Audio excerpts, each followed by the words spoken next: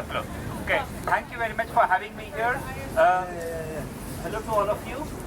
Now I'm supposed to speak on Kashmir, Palestine, Kurdistan, so broadly speaking the stateless nation. And I will start by talking, of course, of the previous speaker mentioned Germany and the connection between Brazil and Germany. There's even a more stark connection between Germany and Germany's significance. And that is 1930s and 40s Germany. Nazism, right? Now the reason I say Nazism, of course, is fascism. You're talking fascism in Brazil, fascism in Turkey, fascism in India, fascism in various other countries. Now often when we talk of fascism in the past, and I would use the term fascist, people think it's exaggeration. Now, academics, I'm an academic, sorry, but academics are very good at being slippery and cautious. So they'll use the word populism, not fascism. Even when everything points out that this is fascism. So what we are seeing in India is fascism.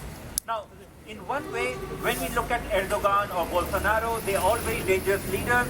But you have to understand that when we look at Narendra Modi, Modi is not only a leader. Modi represents a movement that's 90-year-old in India. That's RSS, right? So, unlike other leaders who are fascists, you have a situation in India where even if Modi disappears somehow, I'll not say how he may disappear, but let's say disappears somehow, you still have the movement alive. And that is a big danger because the problem therefore is not only Modi or Amit Shah, particular leaders, but the problem is the phenomenon of Hindu right-wing fascism, which is very similar to other forms of fascism. That's what we have to bear in mind. Now, one way to challenge that, of course, is to build solidarity, and that's what we've been talking about. You talked of patriarchal state, you talked of state violence, and there's a commonality across all these states. They're very similar. Therefore, I mean, there was some news item in India saying that, oh, Bolsonaro should not be invited because he is this. But as I said, Bolsonaro is a small, he's relatively mild compared to Modi. And this is a part of a problem you'll find vis-a-vis India. Some of you who haven't been to India, I'm not talking those who are Indian, right? India is being associated. We try our level best to highlight fascism in India, and the response usually, but you know, India is a democracy. But you know, yoga is good.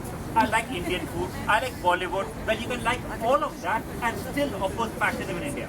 That's what we have to bear in mind. Because opposition to fascism is something that should be not compromised. There's no way in which fascists can be talked with.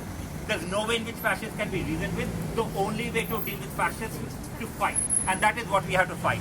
Now, that's the broader picture.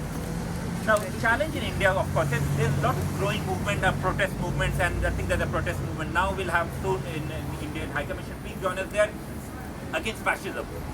The problem is that even fight against Hindu fascism in India is incomplete and not fully about Azadi, the freedom. So, someone mentioned that Azadi term is often associated with the movement for self-determination in Kashmir and by Kashmiris. Right? Now, in India, even the liberal Indians who will oppose Hindu right-wing, even Indian feminists, even LGBTQ Indians, some of them will go quiet when it comes to Kashmir. So they will say, yes, we should speak of Azadi from hunger, freedom from hunger, Azadi from patriarchy, Azadi from fascism, Azadi from casteism, but the moment you say Azadi for Kashmir, they'll go quiet. And shame! And this is important to remember because we cannot have half-baked fight against fascism. And fight against fascism has to go hand in hand with recognizing the contemporary nation states, some of them fascist, some of them proto-fascist, some of them not fascist, but all of them have a particular problem.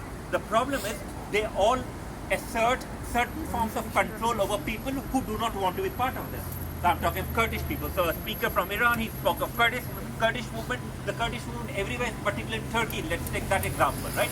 The Kashmiri movement or Palestinians. Palestinians, of course, I assume all of us know about, we know about a lot. It's a classic case of colonial occupation, settler colonialism, all forms of colonial occupation, but commonality is colonialism.